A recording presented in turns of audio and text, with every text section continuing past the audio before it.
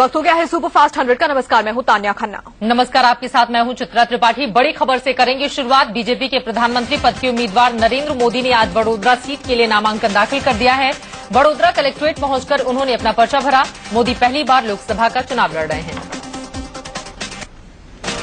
वडोदरा में मोदी के नामांकन में एक चाय वाला भी गारंटर बना। वडोदरा के चाय विक्रेता किरण महिड़ा को भी मोदी ने अपना एक प्रस्तावक बनाया। मोदी के नामांकन पत्र में बाकी प्रस्तावकों के साथ साथ किरण ने भी दस्तखत किए। नामांकन भरने से पहले मोदी ने बड़ोदरा में रोड शो भी किया। उनका ये रोड शो कीर्ति स्तंभ से बड़ोदरा कलेक्ट्रेट तक चला। ये सफर करीब 2 किलोमीटर का था और इसे पूरा करने में घंटों का वक्त लगा। मोदी एक खुली जीप में बीजेपी के वरिष्ठ नेताओं के साथ कीर्ति स्तंभ से वडोदरा कलेक्ट्रेट के लिए निकले। वो लोगों का अभिवादन स्वीकार करते हुए आगे बढ़ रहे थे तो भीड़ से मोदी मोदी के नारे गूंज रहे थे। नरेंद्र मोदी की एक झलक पाने के लिए लोग घरों की छतों और बालकनी में खड़े हुए दिखाई दिए। मोदी हाथ हिलाकर इन लोगों का अभिवादन स्वीकार करते हुए आगे बढ़े। मोदी के काफिले के साथ भी भारी तादाद में लोग जा रहे थे।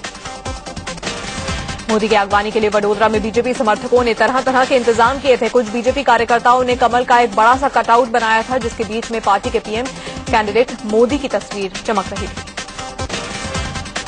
मोदी के वडोदरा पहुंचने से पहले ही बीजेपी कार्यकर्ताओं ने सड़क पर जश्न मनाना शुरू कर दिया था। ये कार्यकर्ता मोदी के लिए जमकर नारेबाजी कर रहे थे और कह रहे थे कि मोदी को दिल्ली पहुंचाना है, पीएम बनाना है।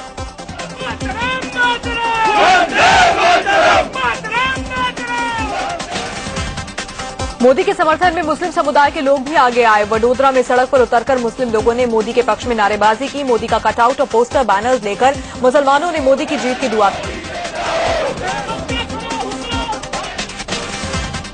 मोदी के समर्थन में वडोदरा में महिलाएं भी सड़क पर उतरी। रंग बिरंगी साड़ियां पहने इन महिलाओं ने कलश यात्रा भी निकाली और मोदी की जीत की कामना की। वडोदरा में नरेंद्र मोदी को चुनौती देने के लिए कांग्रेस उम्मीदवार मधुसूदन मिस्त्री मैदान में है तो वहीं आम आदमी पार्टी ने सुनील दिगंबर कुलकर्णी को मोदी के मुकाबले मैदान पर उतारा है। वडोदरा में नरेंद्र मोदी का ये कर्म क्षेत्र रहा है और यहां से उनकी स्थिति मजबूत मानी जा रही है। वडोदरा में आज नामांकन की आखिरी तारीख है। यहां के लोग 30 अप्रैल को अपने मताधिकार का इस्तेमाल करेंगे। मोदी वडोदरा के अलावा वाराणसी से भी चुनाव लड़ रहे हैं। 17 अप्रैल से वाराणसी में नामांकन शुरू हो जाएगा जो कि 24 अप्रैल तक चलेगा। हालांकि ये साफ नहीं हुआ है कि मोदी वाराणसी में पर्चा कब भरने वाले हैं। यहां पर आखिरी चरण में 12 मई को चुनाव होना है। वाराणसी में नरेंद्र मोदी के खिलाफ कांग्रेस ने अजय राय को मैदान में उतारा है। वहीं आम आदमी पार्टी के संयोजक अरविंद केजरीवाल भी मोदी को चुनौती देने के लिए उतरे हुए हैं। नामांकन दाखिल करने के बाद नरेंद्र मोदी की आज धुआंधार रैलियां भी हैं। महाराष्ट्र के सांगली, शोलापुर और लातूर में मोदी की रैली है तो वहीं कर्नाटक के बिदर में भी वो जनसभा को संबोधित करने वाले हैं। आज लोकसभा चुनाव के दूसरे दौर का मतदान हो रहा है। दूसरे दौर में पूर्वोत्तर के 4 राज्यों में वोट डाले जा रहे हैं। इन राज्यों में अरुणाचल प्रदेश, मेघालय, मणिपुर और नागालैंड शामिल हैं। दूसरे दौर में 4 राज्यों की 6 सीटों पर मतदान हो रहा है। इसमें अरुणाचल प्रदेश और मेघालय की 2-2 जबकि मणिपुर और नागालैंड की 1-1 सीटें शामिल हैं। अरुणाचल प्रदेश की जिन 2 सीटों पर वोटिंग हो रही है उनमें अरुणाचल ईस्ट और अरुणाचल वेस्ट सीटें शामिल हैं। अरुणाचल प्रदेश में आज विधानसभा चुनाव के लिए वोट डाले जा रहे हैं। मतदान केंद्रों पर सुबह से ही मतदाताओं की भीड़ है। अरुणाचल प्रदेश में लोकसभा चुनाव के साथ साथ विधानसभा चुनाव भी हो रहे हैं। 60 विधानसभा सीटों में से मौजूदा मुख्यमंत्री नबाम तुकी समेत 11 कांग्रेसी विधायक पहले ही निर्विरोध चुन लिए गए हैं। ऐसे में आज 49 सीटों के लिए वोटिंग हो रही है। अरुणाचल प्रदेश की राजधानी ईटानगर में सुबह से ही पोलिंग स्टेशन पर लोगों के वोट डालने का सिलसिला जारी है। सुबह कई इलाकों में रुक रुक कर बूंदाबांदी हुई लेकिन उससे मतदाताओं के उत्साह में कोई कमी नजर नहीं आई। अरुणाचल प्रदेश के गवर्नर निर्भय शर्मा ने ईटानगर में अपने मताधिकार का इस्तेमाल किया। वो अपनी पत्नी के साथ वोट डालने के लिए पोलिंग बूथ पहुंचे। वहीं अरुणाचल वेस्ट से कांग्रेस उम्मीदवार और मौजूदा सांसद तकाम संजय ने भी अपना वोट डाला। वोटिंग के दौरान तकाम बेहद उत्साहित और अपनी जीत को लेकर आश्वस्त दिखे। बियॉन्ड 70-75 होने का चांसेस है और जब हैवी टर्नआउट होता है तो रूलिंग कांग्रेस इनकम्बेंट पार्टी के लिए मजबूत। मेघालय की दोनों लोकसभा सीटों पर आज वोट डाले जा रहे हैं। मेघालय में शिलोंग और तुरा 2 लोकसभा सीटें हैं। अभी शिलोंग की सीट कांग्रेस के कब्जे में है। इस बार तुरा सीट पर पीएस संगमा मैदान में है। मेघालय के राज्यपाल कृष्णकांत पॉल ने भी लोकसभा चुनाव के लिए अपने मताधिकार का इस्तेमाल किया। वोटिंग को लेकर के पॉल उत्साह के साथ पोलिंग सेंटर पहुंचे और अपना वोट डाला। मणिपुर में लोकसभा की एक सीट पर आज वोट डाला जा रहा है। मणिपुर में कुल 2 सीटें हैं, जिसमें आज मणिपुर बाहरी सीट पर मतदान हो रहा है। 2009 में इस सीट पर कांग्रेस के थैंक्सो बाइते ने जीत दर्ज की थी। दूसरे चरण में नागालैंड की एक सीट पर आज मतदान हो रहा है। 2009 में इस सीट पर नागा पीपल्स फ्रंट ने करीब 5 लाख वोटों से जीत दर्ज की थी। इस बार प्रदेश के मुख्यमंत्री खुद नागा पीपल्स फ्रंट से चुनावी मैदान में हैं। मिजोरम की एक सीट पर होने वाला चुनाव टाल दिया गया है। गैर सरकारी संगठनों और छात्र संघों के चुनाव बहिष्कार को लेकर 3 दिन के बंद को देखते हुए चुनाव टाल दिया गया है। अब इस सीट पर 11 अप्रैल को वोटिंग होगी। 10 अप्रैल को तीसरे दौर का चुनाव है। तीसरे दौर में दिल्ली के 7, यूपी, महाराष्ट्र, उड़ीसा और हरियाणा की 10-10 सीटों पर वोटिंग होगी, जबकि बिहार की 6, झारखंड की 4, मध्य प्रदेश की 9 सीटों पर मतदान होगा।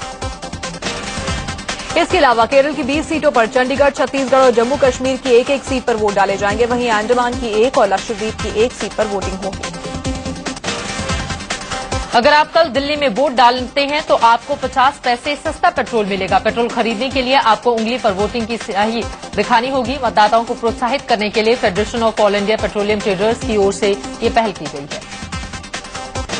दिल्ली एनसीआर में वोटिंग के दिन मेट्रो सुबह 4 बजे से शुरू हो जाएगी। चुनाव ड्यूटी में जाने वालों की सुविधा को देखते हुए दिल्ली मेट्रो ने ये इंतजाम किए हैं। बाकी लोगों के लिए भी दिन भर मेट्रो की सेवा जारी रहेगी। दिल्ली के चांदनी चौक से आम आदमी पार्टी के उम्मीदवार आशुतोष ने कांग्रेस प्रत्याशी कपिल सिब्बल पर पैसे बंटवाने का आरोप लगाया है। उन्होंने चुनाव आयोग से सिब्बल पर कार्रवाई करने की मांग की है। उनकी आंखों के सामने कपिल सिब्बल के लोग जो है पैसे डिस्ट्रीब्यूट कर रहे थे, पैकेट में डिस्ट्रीब्यूट कर रहे थे। कि इलेक्शन कमीशन को इस मामले में फौरन इंटरवीन करना चाहिए।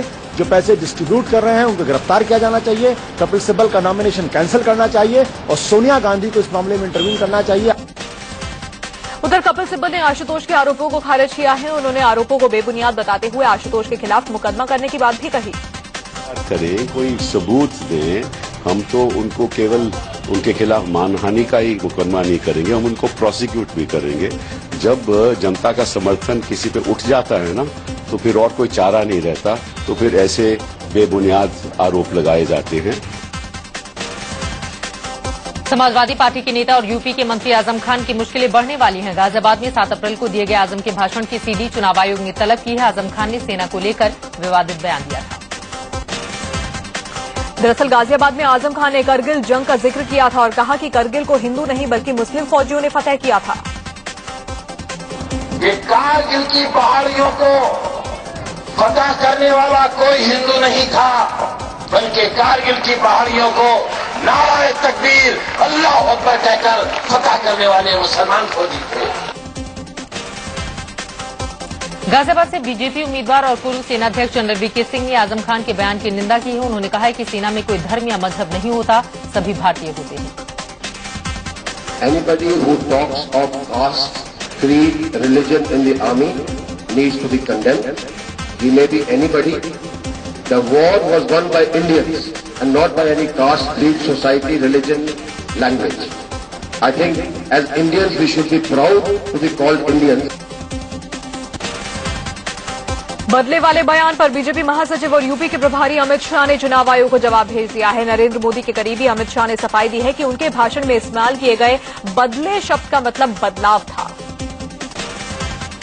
चुनाव आयोग को दिए जवाब में बीजेपी ने यूपी सरकार पर सीडी के साथ छेड़छाड़ का आरोप लगाया है। अमित शाह की ओर से कहा गया है कि सरकार ने आयोग को जो ऑडियो वीडियो सबूत दिए हैं उनमें छेड़छाड़ की गई है।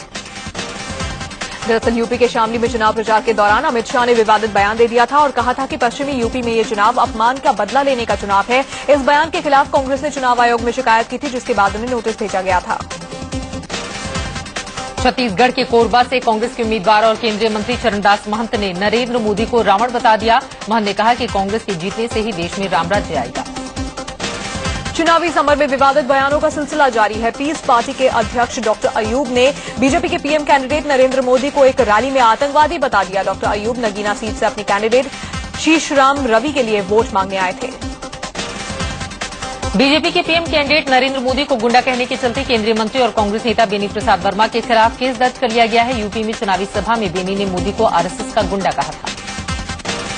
कांग्रेस ने आरएसएस, योग गुरु बाबा रामदेव और आध्यात्मिक गुरु श्री श्री रविशंकर के खिलाफ चुनाव आयोग में शिकायत की है। कांग्रेस का कहना है कि राजनीतिक संगठन से नहीं होने के बावजूद ये लोग सियासी गतिविधियों में लगे हुए हैं।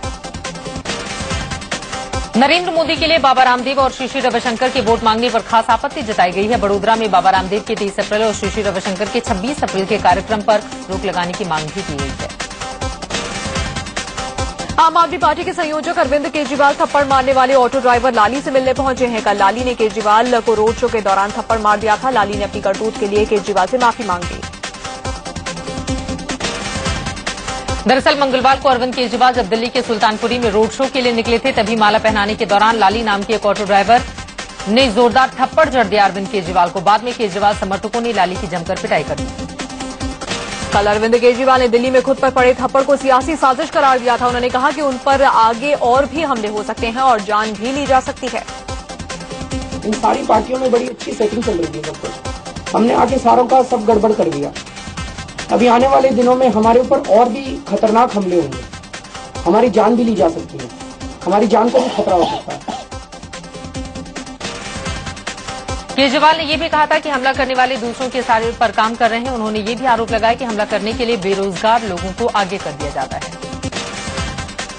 केजरीवाल ने यह भी कहा कि अगर उन्हें पीटने से समस्याओं का हल निकलता है तो वो पिटाई खाने के लिए तैयार हैं। हमले के बावजूद केजरीवाल ने एक बार फिर सुरक्षा लेने से इनकार कर दिया है। साथ ही केजरीवाल ने कल ही कह दिया था कि वो हमलावर ऑटो ड्राइवर को माफ करते हैं। भले ही आज लाली ने केजरीवाल से माफी मांग ली हो, लेकिन कल वो थप्पड़ मारने की करतूत को सही ठहरा रहा था। लाली ने कल कहा था कि केजरीवाल झूठे हैं और उन्होंने सबको टोपी पहनाई है। कल लाली ने आरोप लगाया था कि केजरीवाल ने ऑटो वालों को बेवकूफ बनाया है। उसने कहा था कि केजरीवाल ने सबसे चंदा वसूला, ऑटो ड्राइवर से भी चंदे लिए, लेकिन किया कुछ नहीं। आज कांग्रेस उपाध्यक्ष राहुल गांधी की देश भर में अलग अलग हिस्सों में 4 रैलियां हैं। सबसे पहले राहुल के असम के सिलचर में जनसभा है, जहां पर राहुल गांधी लोगों से कांग्रेस के लिए वोट मांगने वाले हैं। असम के बाद राहुल गांधी की छत्तीसगढ़ के कांकेर में रैली है। इसके बाद मध्य प्रदेश के मुरैना में राहुल की जनसभा का आयोजन किया गया है। आखिर में राहुल गांधी ग्वालियर में रोड शो करेंगे। लखनऊ से आम आदमी पार्टी के उम्मीदवार जावेद जाफरी का आज नामांकन है। अभिनेता जावेद जाफरी का मुकाबला बीजेपी के राजनाथ सिंह और कांग्रेस की रीता बहुगुणा जोशी से है। यूपी के संभल से कांग्रेस उम्मीदवार आचार्य प्रमोद कृष्णन के समर्थन में फिल्मी दुनिया के खलनायक शक्ति कपूर ने प्रचार किया। अभिनेता शक्ति कपूर ने लोगों से आचार्य प्रमोद कृष्णन को भारी मतों से जीत दिलाने की अपील की। शक्ति कपूर को देखने के लिए भारी भीड़ इकट्ठी रही। जम्मू कश्मीर के कठुआ में फिल्म अभिनेता विनोद खन्ना ने चुनाव प्रचार किया। विनोद खन्ना ने बीजेपी उम्मीदवार जितेंद्र सिंह के लिए वोट मांगे। जितेंद्र सिंह का मुकाबला इस सीट पर कांग्रेस के गुलाब नबी आजाद से है। अमेठी में कांग्रेस उपाध्यक्ष राहुल गांधी के खिलाफ चुनाव लड़ रही बीजेपी कैंडिडेट स्मृति ईरानी ने गौरीगंज में अपने चुनाव कार्यालय का उद्घाटन किया। इस दौरान स्मृति ईरानी ने राहुल गांधी पर जमकर हमला बोला और उनकी राजनीतिक क्षमता पर सवाल खड़े कर दिए।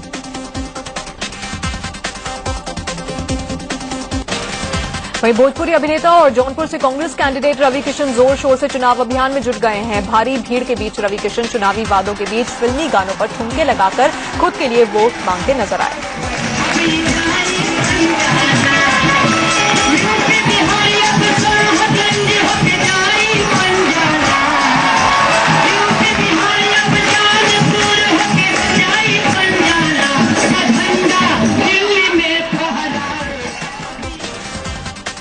आगरा में श्रीदेवी ने आरएलडी उम्मीदवार अमर सिंह के लिए चुनाव प्रचार किया। इस मौके पर उनके साथ बोनी कपूर भी मौजूद थे। अमर सिंह अजीत सिंह की पार्टी आरएलडी के टिकट पर फतेहपुर सीकरी लोकसभा सीट से चुनाव लड़ रहे हैं।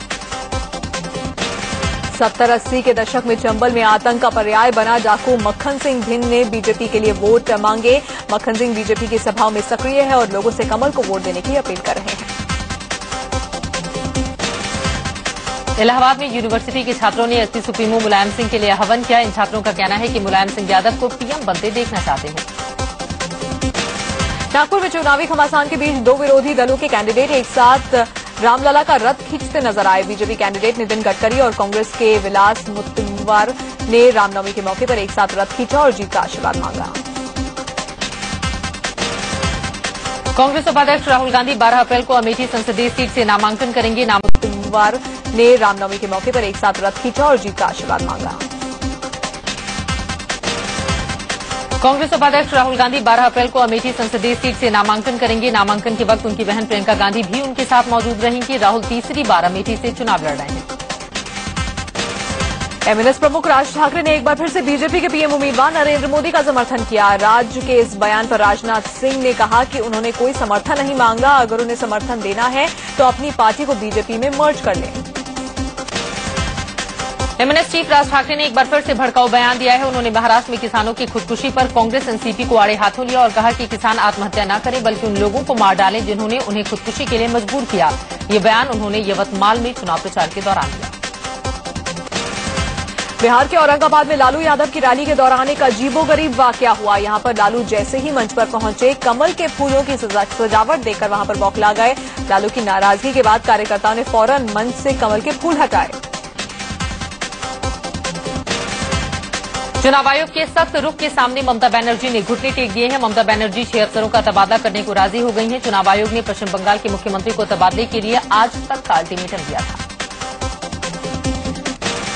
इससे पहले ममता सरकार ने चुनाव आयोग को पत्र लिखकर तबादलों के फैसलों पर पुनर्विचार करने की अपील की थी, लेकिन आयोग ने इसे मानने से इनकार कर दिया। चुनाव आयोग ने 5 एसपी, 1 डीएम और 2 एडीएम के तबादले के आदेश दिए थे। दिल्ली में आम आदमी पार्टी ने बीजेपी के खिलाफ पोस्टर वॉर शुरू कर दिया है। आप पार्टी ने जो पोस्टर जारी किया है उसमें लिखा गया है कि अब की बार मोदी सरकार यानी कि आ बैल मुझे मार। साथ ही मोदी को चुनने की भूल नहीं करने को भी कहा गया है।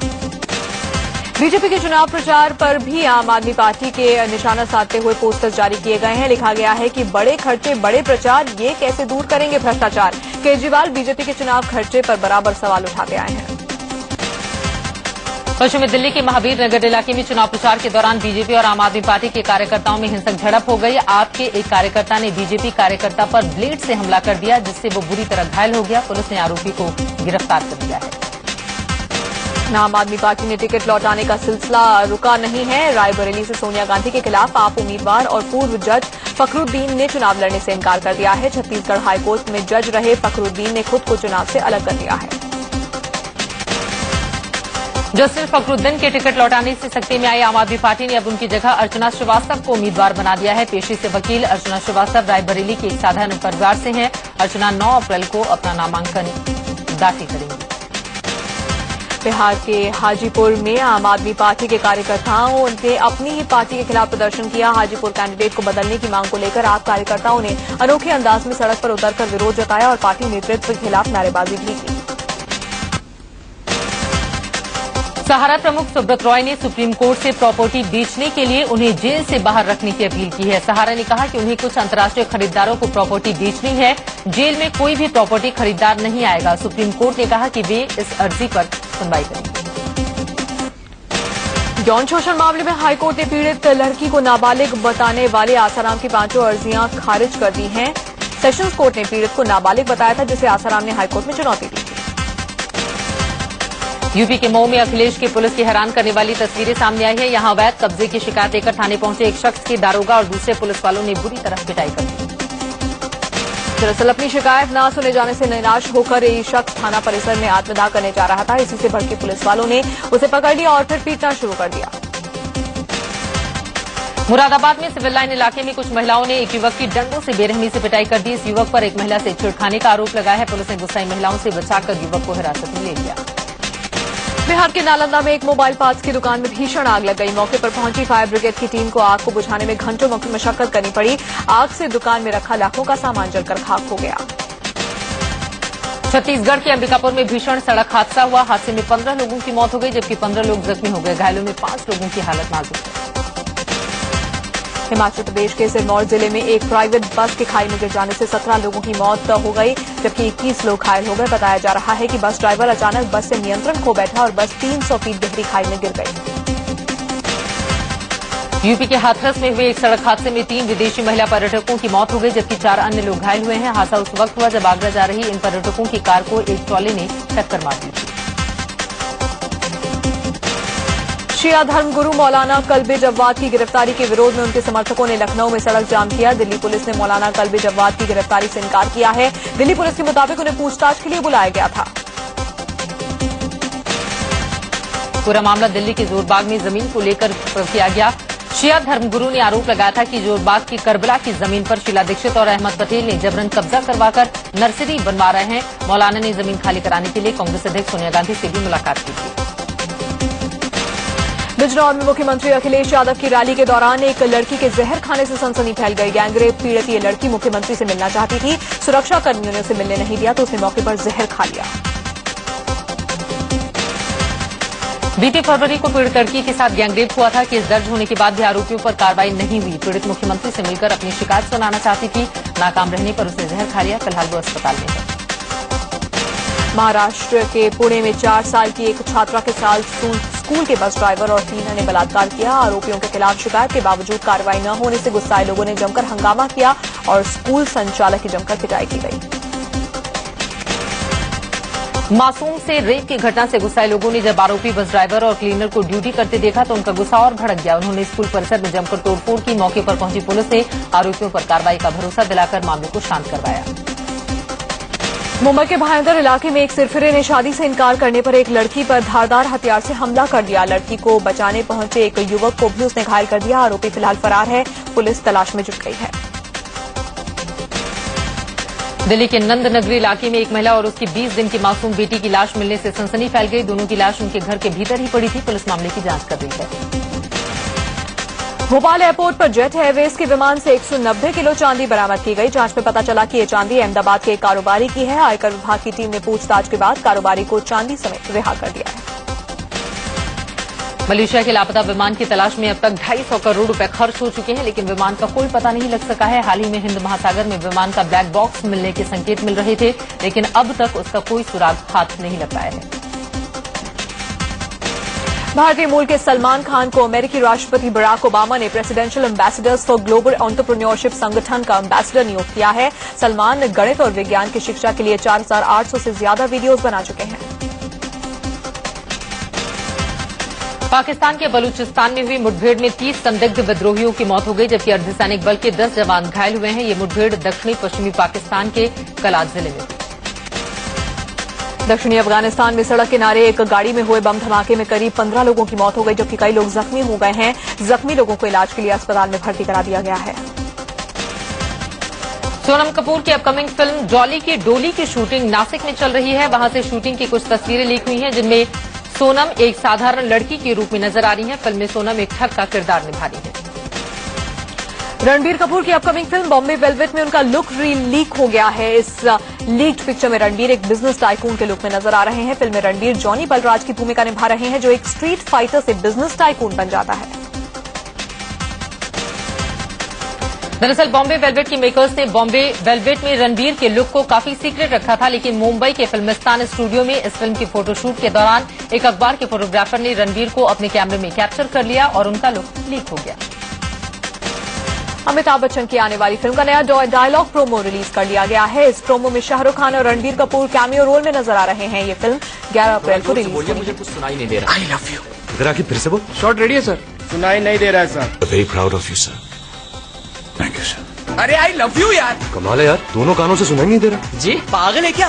आंटी पहले वोटर आईडी बनवा लीजिए। अच्छा बाबा, वोटर्स आईडी बनवा लूंगा। बात समझ। इसी खबर के साथ सुपरफास्ट 100 में फिलहाल इतना ही। एक छोटे से ब्रेक के लिए रुकेंगे। आगे देखिए मुरली मनोहर जोशी के साथ दीपक चौरसिया की बातचीत लाइव।